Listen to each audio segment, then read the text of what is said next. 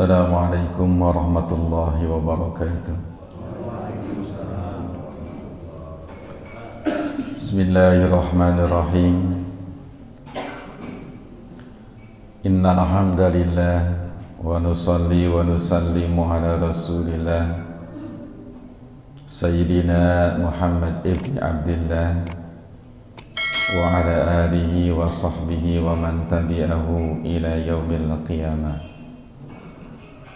Hadratul Mukarramin yang sama-sama kita hormati, jajaran DKM Masjid Al-Hikmah yang insyaallah dimuliakan oleh Allah Subhanahu wa taala.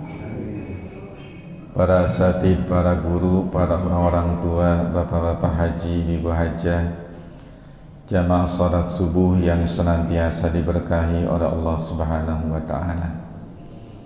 Alhamdulillah, pada pagi hari ini kembali kita dapat bersilaturahmi, menunaikan ibadah salat subuh berjamaah. Mudah-mudahan amalan ibadah kita diterima oleh Allah Subhanahu wa taala. Salawat beserta salam mudah-mudahan senantiasa disampaikan kepada Nabi akhir zaman, Rasul pilihan, yaitu Nabi kita Muhammad sallallahu alaihi wasallam, dan atas keluarganya, sahabatnya, serta mudah-mudahan kita sebagai umatnya mendapatkan syafaatnya kelak nanti di yaumil qiyamah. Jamaah yang dimuliakan oleh Allah Subhanahu wa taala, melanjutkan kajian tafsir Al-Qur'an. Pada pagi hari ini masuk dalam bahasan surat Al-Bayyinah. Surat Al-Bayyinah artinya adalah penjelasan. Karena itulah maka Al-Quran juga diberi nama Al-Mubin, yang menjelaskan. Bayyinah adalah penjelasan-penjelasan berdasarkan dalil, baik dalil Quran maupun kenyataan, namanya dalil kauniyah. Dalil kauniyah adalah dalil yang bisa dilihat di alam semesta. Untuk menemukan Allah Subhanahu wa ta'ala dan menjadi dalil akan keberadaannya, manusia diberikan dua. Yang pertama dalil Qur'aniyah atau tanziliyah, yaitu ayat-ayat atau tanda-tanda kebesaran Allah yang Allah turunkan lewat kitab-kitab yang telah diturunkan kepada seluruh para nabi dan rasul yang berjumlah 104 kitab. Sementara dalil kedua namanya kauniyah, yaitu tanda-tanda alam yang kita bisa lihat di alam semesta sebagai wujud adanya Allah Subhanahu wa ta'ala. Wa fi kulli shay'in ayatun tadullu ala annahu wahid. Dalam setiap sesuatu selalu ada tanda yang menunjukkan bahwa Allah itu satu. Maka dalil kauniyah inilah yang disebut dengan fenomena alam semesta yang sering kita lihat. Keberadaan kita sebagai makhluk, hewan, dan ciptaannya yang bertebaran di muka bumi ini disebut adalah dalil kauniyah. Secara logika tidak ada ciptaan kalau tidak ada yang menciptanya, atau mustahil ada sebuah ciptaan jika tidak ada yang menciptakannya. Karena itulah maka Allah Subhanahu wa ta'ala mungkin memberikan kita banyak penjelasan yang belum kita temui dan belum kita dapatkan, dan ada yang sudah kita temui dan kita lihat dengan mata kepala kita sendiri. Karena kita tidak boleh memikirkan zat Allah, sebab akal kita tidak akan sampai untuk memikirkan zat Allah. Tapi kita diminta untuk memikirkan ciptaannya. Tafakkaru fi khalqillah wala tafakkaru billah. innaka la taqdiru ala zalik. Jangan berpikir tentang zat Allah, pikirkanlah makhluk ciptaannya, karena akalmu tidak akan sampai dan tidak mampu untuk menjangkau hakikat zat Allah. Maka dengan adanya ciptaan kita diminta untuk mencari kebenaran yang disebut dalam bahasa tauhid disebut istidlal, mencari dalil. Iman kita itu harus punya dalil. Kalau kita beriman tapi tidak berusaha mencari dalil, maka kita dianggap orang yang bermaksiat kepada Allah. Beriman tapi bermaksiat. Karena itu maka kita disuruh untuk mencari dalil, sekecil-kecilnya dalil. Ada dalil yang disebut dengan dalil ijmali, ada dalil yang disebut dengan dalil tafsili. Dalil ijmali adalah dalil secara global yang menunjukkan adanya pencipta. Contoh, ketika kita ditanya, siapakah yang menciptakan langit dan bumi? Maka jawaban kita Allah. Jadi dengan kita melihat dan memandang langit dan bumi, itu adalah dalil secara global akan keberadaan Allah. Sementara dalil yang kedua namanya dalil tafsili, yaitu dalil-dalil yang menunjukkan akan keberadaan Allah secara terperinci. Lewat mana? Lewat sifat-sifatnya. Kita belajar tentang sifat wajib bagi Allah yang 20, wujud, qidam, baqa, mukhalafatul lil hawadis, dan seterusnya. Kemudian sifat yang mustahil bagi Allah 20 juga. Kemudian sifat yang jaiz bagi Allah, yang mungkin bagi Allah ada 10. Jadi 50 aqaid yang disebut dengan akidah, 50 akidah itu berarti dalil secara tafsiri. Iman kita sah walau hanya punya dalil ijmali secara global. Mana yang menunjukkan adanya Allah? Kemudian kita jawab adanya alam semesta, itu sudah sah keimanan kita.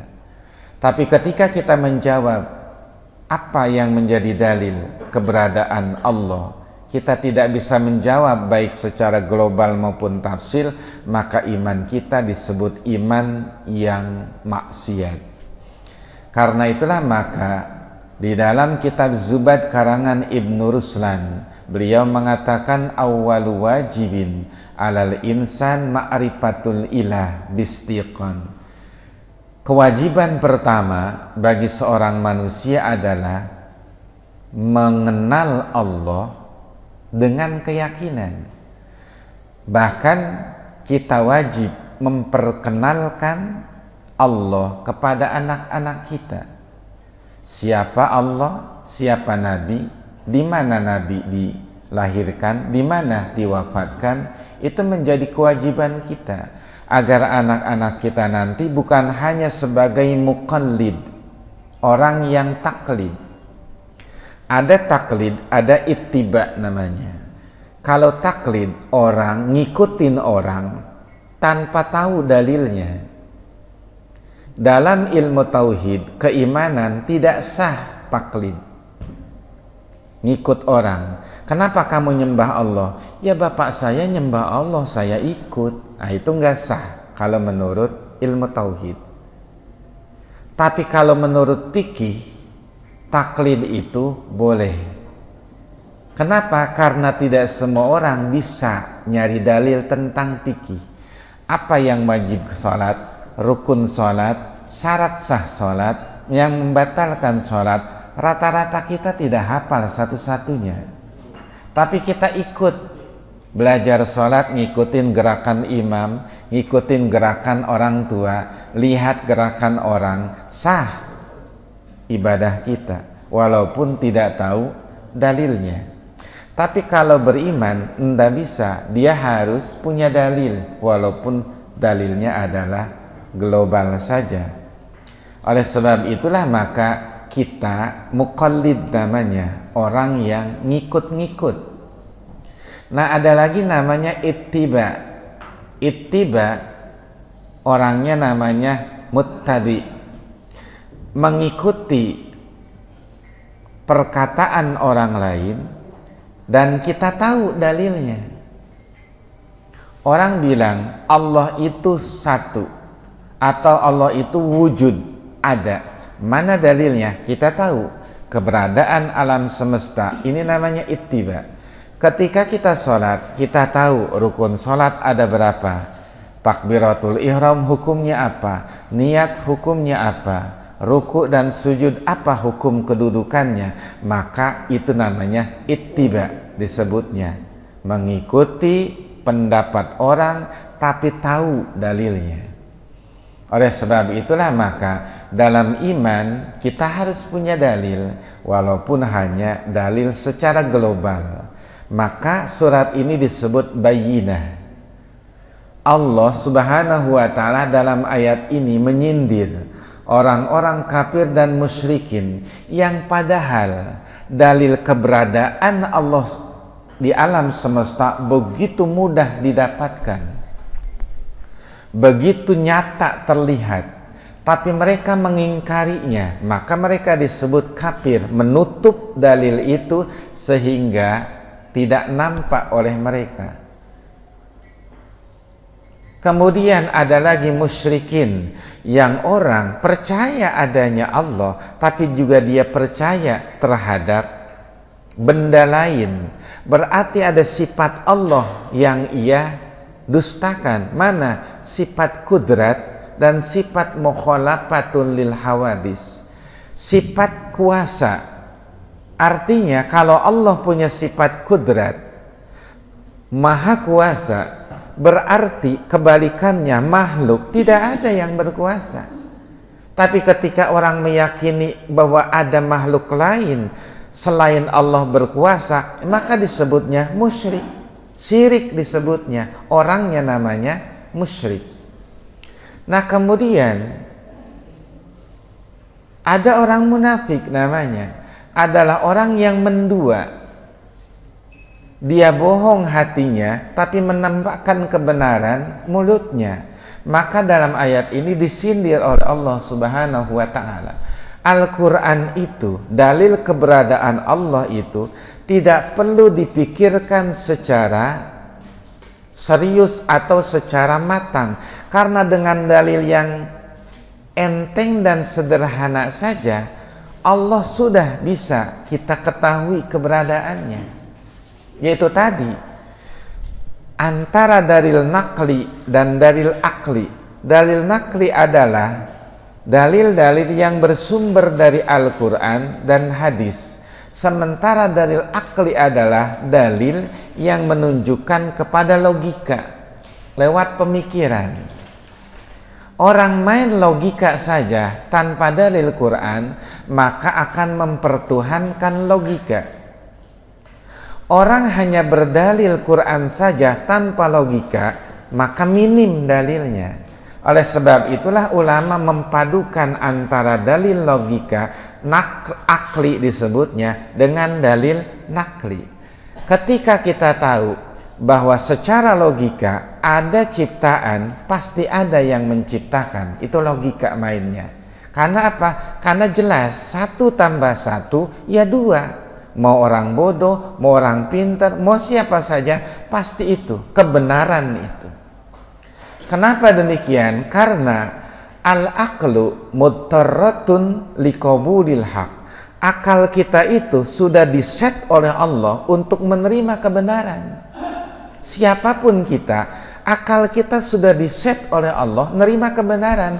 Artinya orang kafir sekalipun, Yahudi sekalipun, dalam hati kecilnya, nuraninya pasti mengakui kebenaran adanya Allah.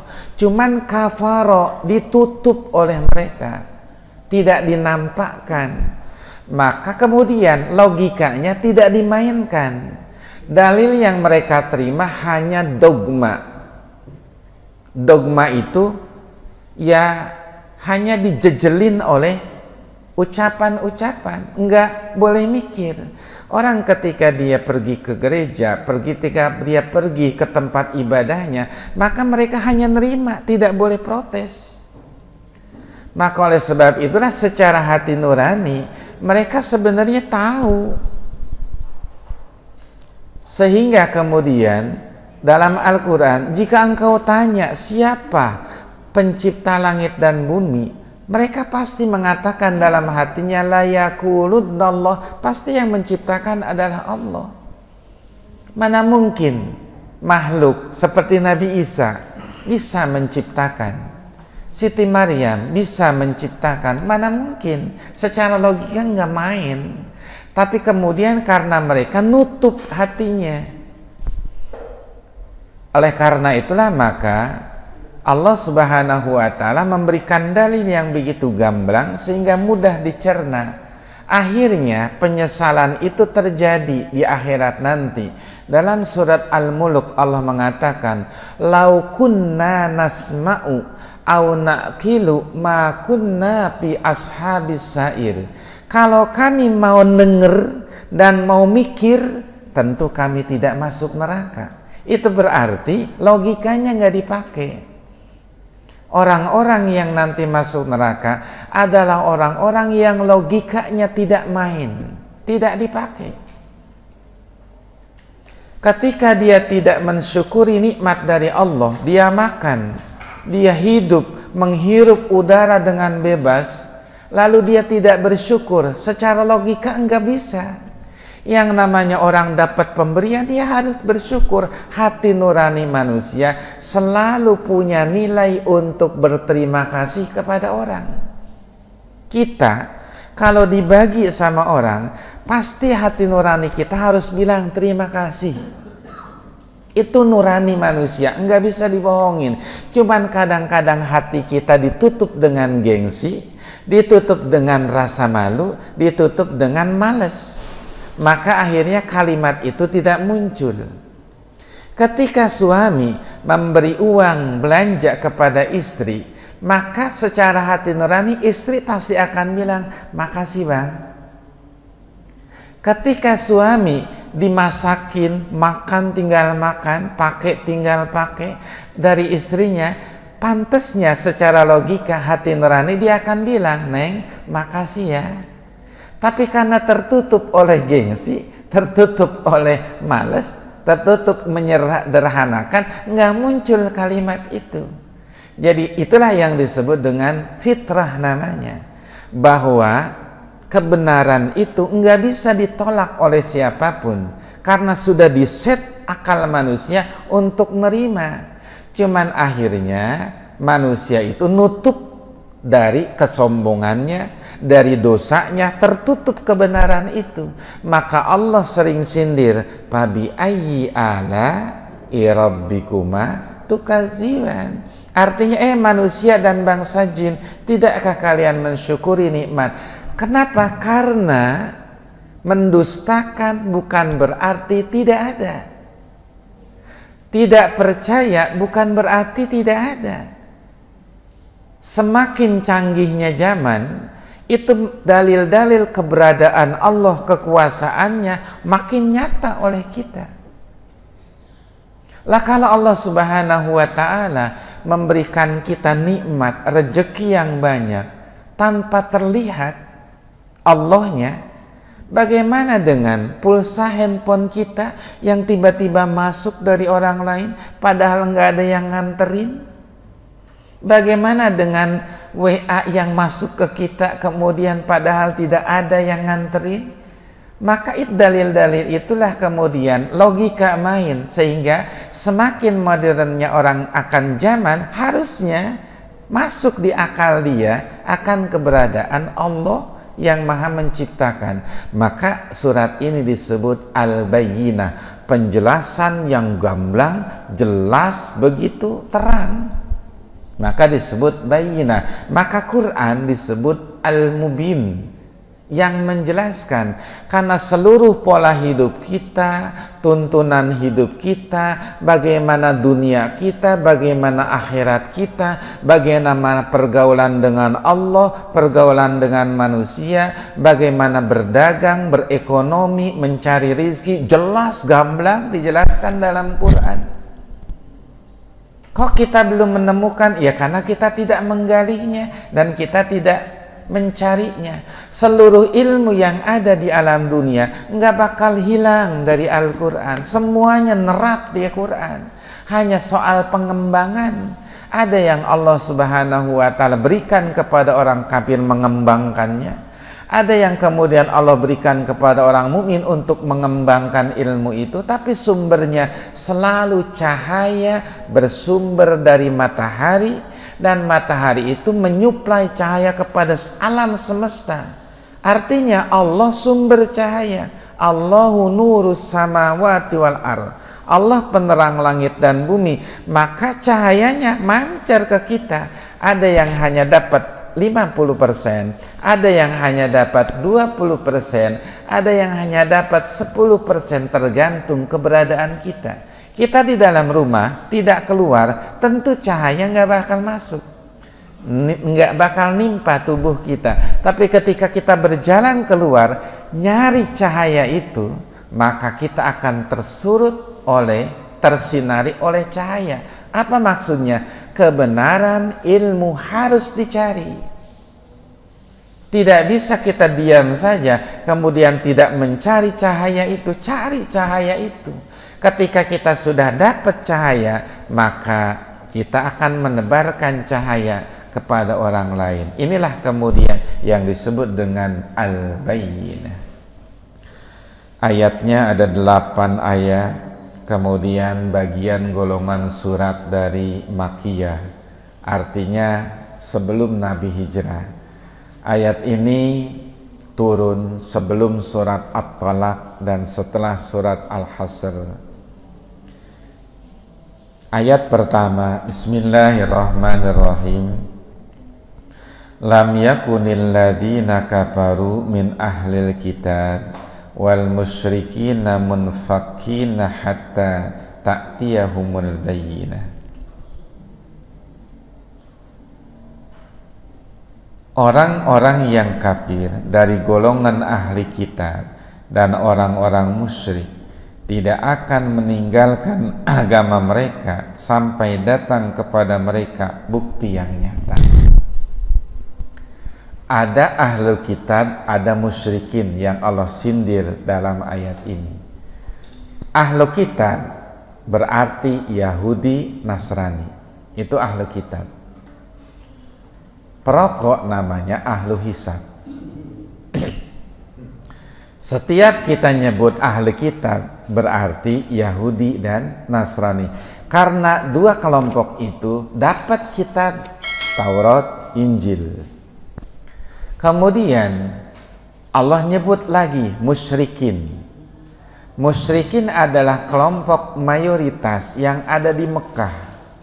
Karena mereka selain di depan Ka'bah itu, yang mereka tahu itu adalah simbol adanya Allah yang dibangun oleh Nabi Ibrahim alaihissalam, dan mereka akui. Karena Nabi Ibrahim adalah Nabi yang diakui oleh seluruh agama. Yahudi ngakuin Nabi Ibrahim, Nasrani ngakuin Nabi Ibrahim, Islam ya apalagi. Nah ahlu kitab itu mereka. Nah kalau musyrikin, mereka percaya adanya Allah, tapi untuk nyembah Allah mereka bikin patung-patung, berhala-berhala, mereka tempatkan di depan di sekitar Ka'bah yang waktu itu jumlahnya hampir 350 berhala. Ada Lata, Uzza, Manat, Yagus, Ya'uq, Nasro yang diadopsi dari nama-nama Allah. Lata dari lafaz Allah, Uzza dari kalimat Azizun yang Asmaul Husna itu, Manat dari kalimat Al-Mannan, Allah Maha Pemberi Anugerah, itu diadopsi nama itu. Jadi mereka mengatakan kalau kita minta sama Allah lewat ini saja, berhala. Nanti berhala yang akan menyampaikan hajat kita kepada Allah. Tapi perantaranya adalah benda yang tidak bisa berpikir, tidak bisa bergerak. Nah, ini yang disebut dengan musyrik. Menduakan Allah disebutnya. Dia percaya kepada Allah, tapi dia juga percaya ada benda lain selain Allah yang punya fungsi untuk mengabulkan hajat mereka. Bahkan berhala pada waktu itu macam-macam, yang kayak betul dari emas bikinnya, patung. Yang setengah kaya dari logam, dari timah, dari perak. Yang miskin bikin dari roti, bahan roti. Tuhan, aku lapar, aku mau makan. Dipocel itu Tuhannya, disuap sama dia. Berarti Tuhan ngasih dia rezeki. Kan lucu, tapi itulah jahiliyah. Kalau akal sudah ketutup, maka orang rasa-rasanya bertindak lucu jadinya. Tapi kenyataan itu yang terjadi. Ketika dia tidak punya uang, usahanya bangkrut, Tuhannya dari emas, dia jual. Apa dia bilang? Tuhan telah memberikan saya rezeki. Ya padahal emas dia, jual beda dari kemarin. Oleh karena itulah maka disebut dengan musyrik namanya.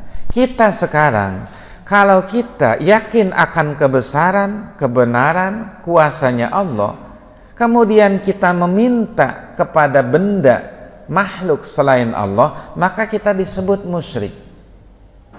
Tapi apa bedanya ketika kita minta doa dari orang-orang yang soleh? Apakah kita musyrik? Oh bukan, beda konsepnya. Kalau kita datang kepada orang yang soleh, wahai Tuan Guru, wahai orang yang soleh, mohon doakan kami. Meminta doa dari sesama orang muslim itu sunnah hukumnya. Walaupun yang kita minta doa mungkin secara keilmuan dan secara derajat lebih rendah dari kita. Mana buktinya? Nabi ketika ada Sayyidina Umar akan pergi melaksanakan umroh, Nabi mengatakan, ya Umar, asyrikni biddu'aika. Umar, bawa saya dalam doamu. Maka kita sering ketika ada orang yang haji, doakan kami, panggil kami. Wajar. Kenapa? Karena dia berada pada jalan yang sedang mendapatkan banyak nikmat dari Allah. Kedua, ketika kita kedatangan orang dari mana-mana, musafir atau saudara jauh kita datang ke rumah kita, maka disunahkan meminta doa, karena doa orang yang jauh dari rumahnya, musafir, itu mustajab. Ketiga, ketika ada orang berkumpul sedang berzikir kepada Allah, buru-buru berdoa. Kenapa? Karena pasti doa di tempat itu diijabah oleh Allah, karena sedang mengagungkan nama Allah. Ketika sholawat dilantunkan dengan begitu meriahnya, kita diminta untuk ngambil kesempatan berdoa, karena Allah sedang menurunkan rahmat orang yang sedang memuji kekasihnya, yaitu Rasulullah. Maka itu berbeda dengan orang yang datang ke dukun, paranormal, tukang ramal hanya untuk merubah nasib. Padahal si dukun sendiri nasibnya nggak berubah-ubah. Nah karena itulah maka seringkali kita dibutakan oleh pikiran yang pengen serba instan, pengen kaya serba instan, pengen cepet, sehingga akhirnya mengenyampingkan dalil secara logika. Orang-orang kafir dan golongan ahli kitab, orang musyrikin, mereka tidak akan meninggalkan keimanan sampai datang kepada mereka bukti yang nyata. Apa maksudnya? Dulu sebelum lahir Nabi, baru kitab Taurat ada, Injil ada, itu orang ahli kitab Yahudi Nasrani kan baca kitabnya. Dalam kitab Taurat Injil dijelaskan bahwa nanti akan datang seorang nabi yang akan membenarkan seluruh ajaran yang pernah ada di alam dunia. Musaddiqon, membenarkan. Dan itu dikabarkan oleh satu Nabi Ibrahim. Pernah doa begini. Selesai membangun Ka'bah, Nabi Ibrahim doa, Rabbana asbihim rasulan minhum.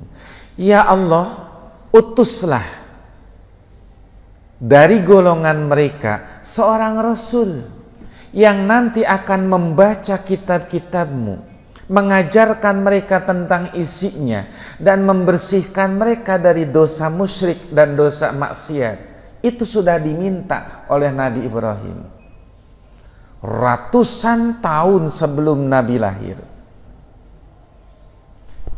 Kedua, Nabi Isa alaihissalam.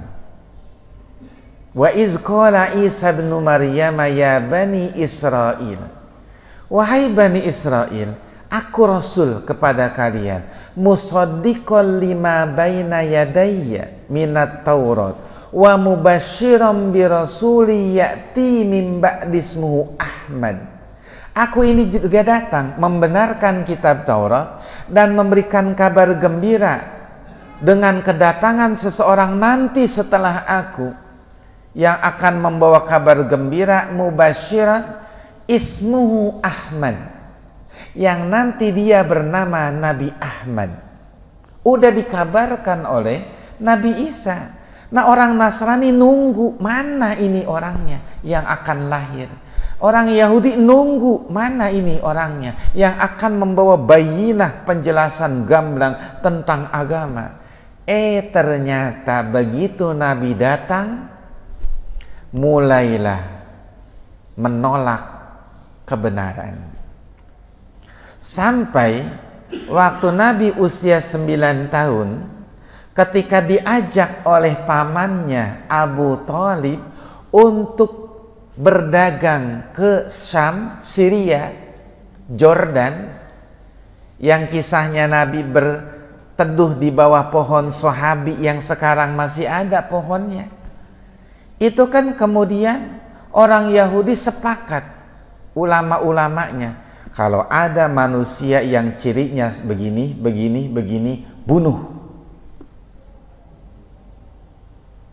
Tanda-tanda keberadaan Nabi bukan malah menjadikan mereka menerima dengan tangan yang luas, tapi malah merencanakan membunuh. Kenapa? Khawatir nanti pengikut mereka akan pindah kepada Nabi. Hasadam min indi anfusihim, iri dan dengki. Kalau nanti umat kami pro kepada Muhammad, kami dapat apa? Kami bakal ditinggal. Nggak ada lagi income yang masuk. Tidak ada lagi dana yang akan mengalir dari para pengikut kami. Pasti kepada Muhammad. Wah, nggak beres. Ini merusak dapur kita. Ini ekonomi masalahnya. Maka tidak heran para pemuka agama lain begitu kaya. Pendeta begitu kaya.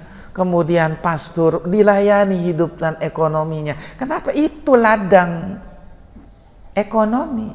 Sehingga ujung-ujungnya Yahudi dan Nasrani takut kehilangan dapurnya ngebul. Persoalan itu saja.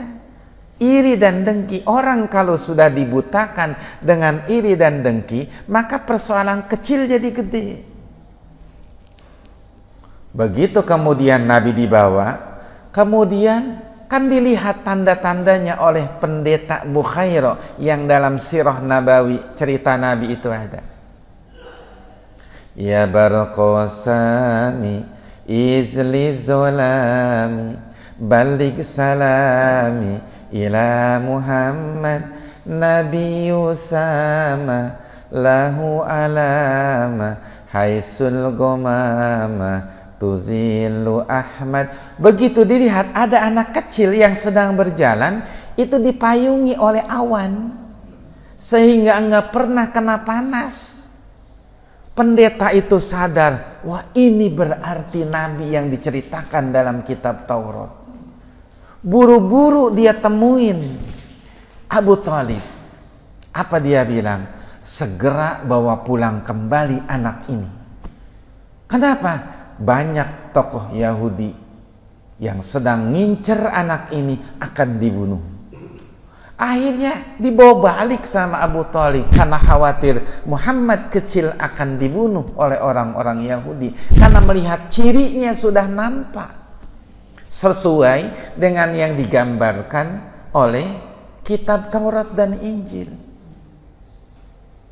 Nah akhirnya inilah yang terjadi. Allah menegur. Dulu minta dalil adanya Rasul, sekarang orangnya udah datang malah diingkari. Ini ayat yang pertama berbicara tentang itu, dan itu pasti akan nanti Allah minta pertanggungjawabkan kepada mereka. Rasulun minallah, ayat kedua, Rasulun minallahi, utusan dari Allah, yatslu suhufam mutahharatan, yang membaca lembar-lembar yang disucikan. Rasul, apa itu Rasul? Rasul itu adalah seorang laki-laki yang dipilih oleh Allah Subhanahu wa Ta'ala dan diberikan risalah untuk disampaikan kepada umat. Itu Rasul namanya. Nabi adalah laki-laki yang dipilih oleh Allah dan diberikan ajaran, tapi tidak diperintah untuk menyampaikan kepada umat. Itu bedanya Rasul dengan Nabi. Kemudian bahasanya Rasul adalah seorang laki-laki. Apakah ada Rasul perempuan? Enggak ada. Enggak ada. Dan tidak ada. Dari dulu sampai nanti tidak ada Rasul perempuan. Kenapa? Tugas Rasul itu berat dan harus setiap waktu dibutuhkan standby. Lah bagaimana kalau Rasul perempuan? Maaf bapak-bapak, ibu-ibu, Rasul tidak bisa hadir karena sedang haid. Rasul cuti hamil. Maka banyak keterbatasannya. Maka Rasul adalah laki yang dipilih oleh Allah. Dipilih oleh Allah, bukan hasil ikhtiar. Enggak bisa hanya karena tapak di Gunung Bunder lalu jadi Rasul. Tidak bisa riyadoh 40 hari 40 malam di gua anu, di gunung anu lalu jadi Rasul. Kalau ada yang begitu bisa, misalkan kita juga mau, karena Rasul kan ada garansinya dari Allah. Satu, pasti masuk surga.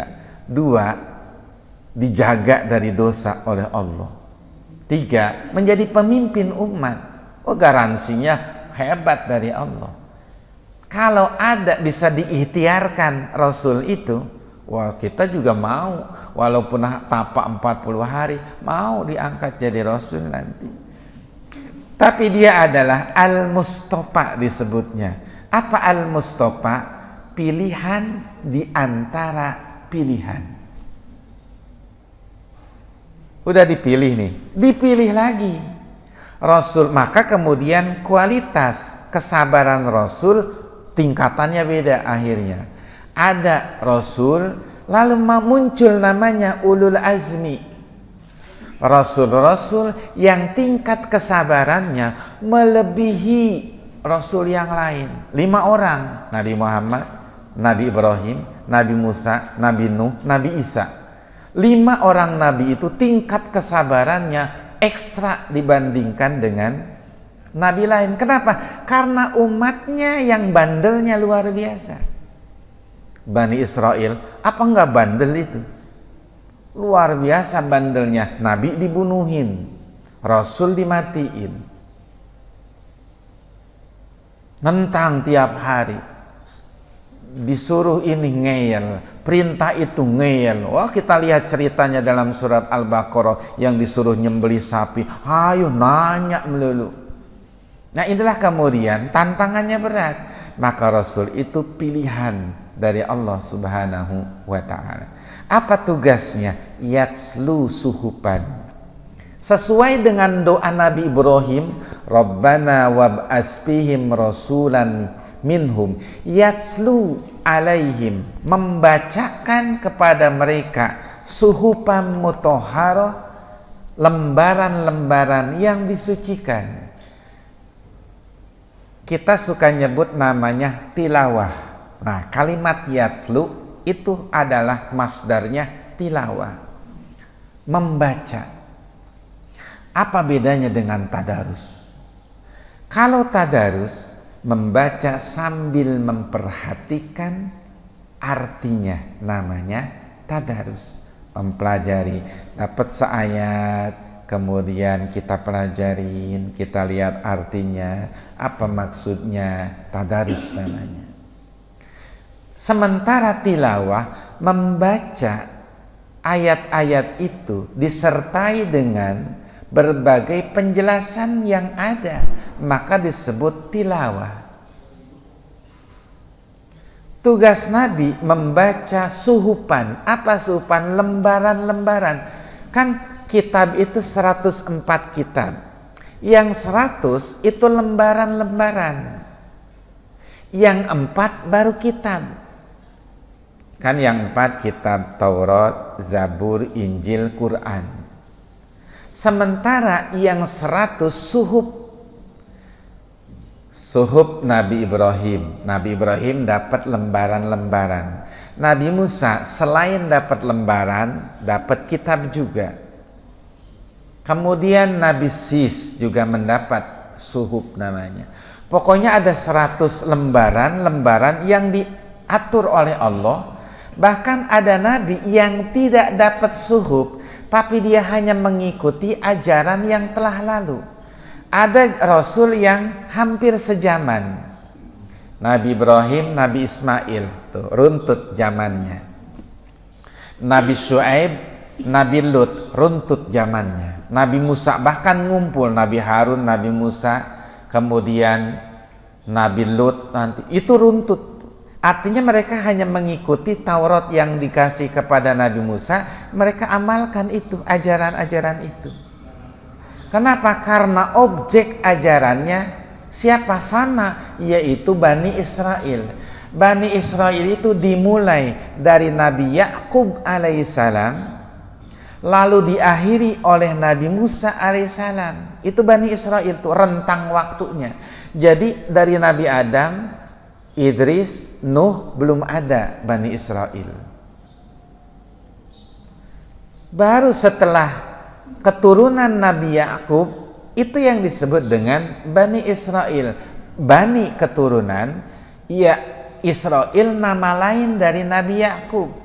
Salah satu putra Nabi Yakub namanya Yahuda. Dari situlah kemudian diadopsi nama itu menjadi bangsa Yahudi. Jadi Yahudi itu bukan agama, bangsa. Sebenarnya kita kemudian menyebutnya agama Yahudi. Sebenarnya dia bangsa Yahudi yang disebut dengan Bani Israel itu. Karakternya sama, ngeyelnya sama, bandelnya sama. Walaupun punya otak cerdas. Enggak ada yang secerdas orang Yahudi. Allah sudah jelaskan begitu banyak nikmat yang Allah rata-rata di dalam Quran, cerita tentang Bani Israel itu luar biasa banyaknya. Karena mereka yang menguasai alam dunia itu rata-rata. Penguasa ekonomi, teknologi, semua rata-rata orang Yahudi di saat ini. Asalnya Islam juga, tapi kemudian mereka mengembangkannya, maka itu kemudian disebut dengan Bani Israel. Nah, itu suhub namanya. Sementara 4 kitab, Zabur, Taurat, Injil, itu kan diturunkan sekaligus, satu kitab. Bahkan kitab Taurat itu asalnya bukan dari kertas, dari papan yang terbuat dari intan permata besar. Maka Nabi Musa itu manggul, dia dipanggul sama Nabi Musa kitab Taurat itu. Setelah puasa 30 hari bahkan 40 hari lalu dapat kitab Taurat. Dia panggul kitab itu. Begitu nyampe di Bani Israel, dia ngelihat Bani Israel lagi nyembah patung anak sapi. Kesel Nabi Musa. Nabi yang temperamen kan Nabi Musa. Dilemparin itu kitab Taurat. Pecah. Akhirnya dikumpulkan kembali. Hanya karena ngelihat, ya karena dia melihat bahwa Bani Israel minta kitab, tapi udah dikasih malah nyembah patung anak sapi. Bagaimana enggak emosi Nabi Musa?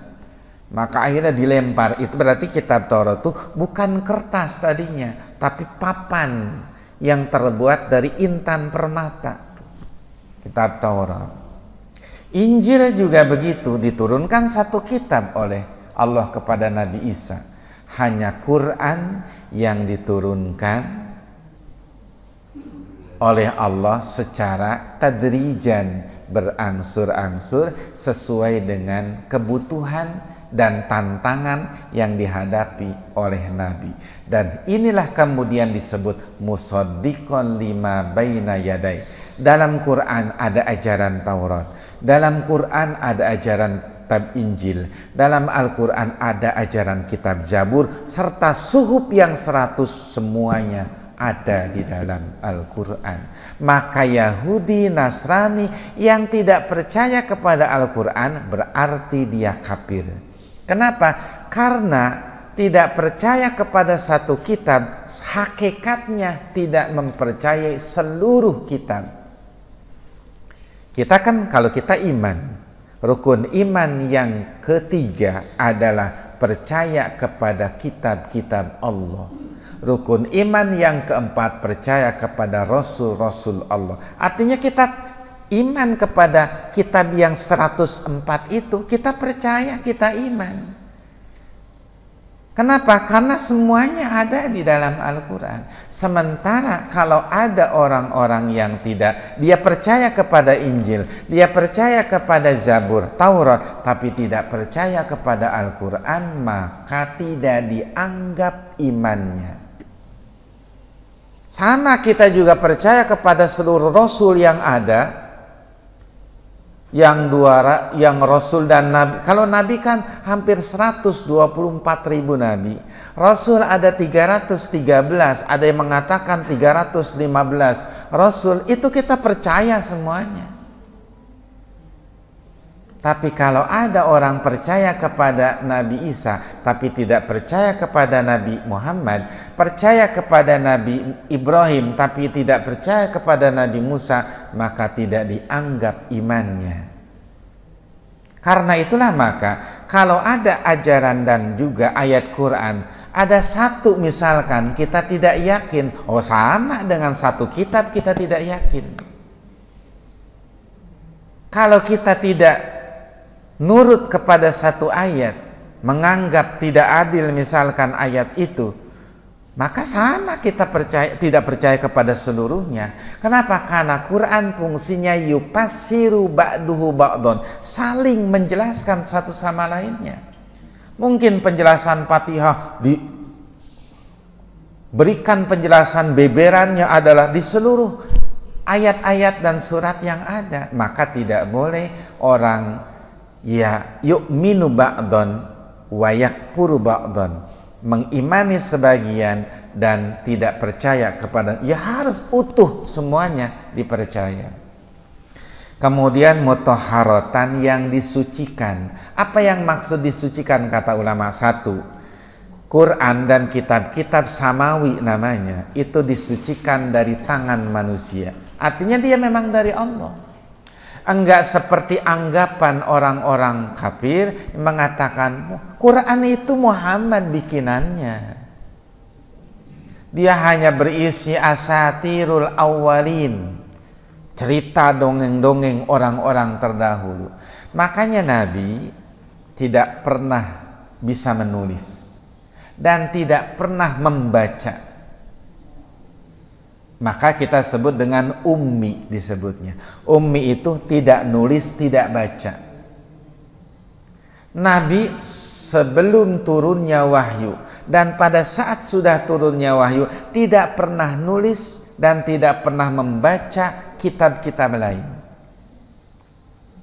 Adapun Nabi suka datang kepada Waraqah bin Naufal, itu ahli sejarah dan ahli kitab, merupakan pamannya Siti Khadijah, yang mengetahui bahwa ketika Nabi didatangi malaikat Jibril di Gua Hiro, itu kan Khadijah, itu kan Nabi kedinginan, maka turun surat Al-Mujammil yang berselimut tuh, ya ayyuhal mujammil kumil laila illa. Nabi itu bahkan ada surat namanya Al-Mudassir namanya, itu juga maknanya yang berselimut. Nabi kedinginan, lalu diselimuti oleh Siti Khadijah, lalu kemudian dibawa kepada pamannya Waraqah bin Naufal. Paman, ada apa dengan Muhammad? Kok begini jadinya? Lalu kata Waraqah nanya kepada Nabi. Kisahnya, Nabi didatangin seseorang, lalu kemudian Nabi bilang, datangnya, kata Waraqah, datangnya dari mana? Dari arah atas. Oh, kalau dari arah atas berarti betul itu malaikat. Kenapa? Karena setan tidak bisa datang kepada manusia dari arah atas. Setan itu selalu menggoda manusia depan, belakang, kanan, kiri. Hanya itu. Dari bawah dia tidak, dari atas juga tidak. Kenapa? Karena atas tempat turunnya rahmat Allah, setan gak berani. Bawah karena tanah, dia nggak mau bersentuhan dengan asal wujud Nabi Adam yang dia disuruh untuk sujud, dia nggak mau. Maka bawaan setan hanya di sekitarnya, sekitar kita, kanan kiri loh. Makanya begitu kita berdoa, setan nggak bisa ngacak-ngacak doa kita. Dan ketika kita sujud, setan pun jumpalitan, nggak nerima kalau kita sujud. Kenapa? Karena kata setan, manusia beruntung sekali.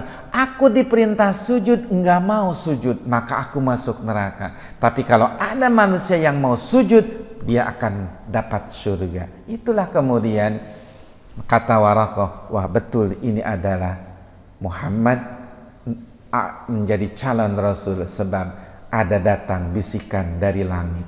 Nah, itulah kemudian mutahharah, disucikan oleh Allah. Dan kemudian campur tangan manusia enggak ada dalam Al-Quran. Makanya Allah tantang manusia.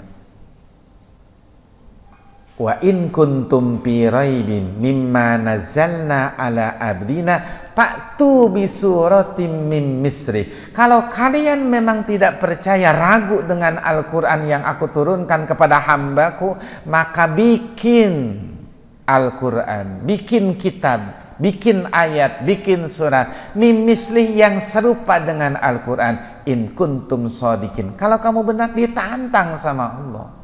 Tapi adakah yang bisa? Sampai hari ini dan sampai kiamat pun tidak akan ada yang bisa. Karena bukti bahwa Al-Quran betul-betul datangnya dari Allah Subhanahu wa ta'ala. Maka semoga Al-Quran merahmati kita, dan semoga kita mendapatkan banyak ilmu pengetahuan dari Al-Quran, membimbing kita ke dalam ridha Allah dan surganya Allah Subhanahu wa ta'ala. Demikian Bapak Ibu sekalian, mohon maaf atas berbagai kekurangan. Subhanakallahumma wa bihamdika asyhadu an la ilaha illa anta astaghfiruka wa atubu ilaik. Al-Fatihah. Bismillahirrahmanirrahim. Alhamdulillahi rabbil alamin arrahmanir rahim maliki yaumiddin. Iyyaka na'budu wa iyyaka nasta'in ihdinas siratal mustaqim siratal ladzina an'amta 'alaihim ghairil maghdubi 'alaihim waladdallin.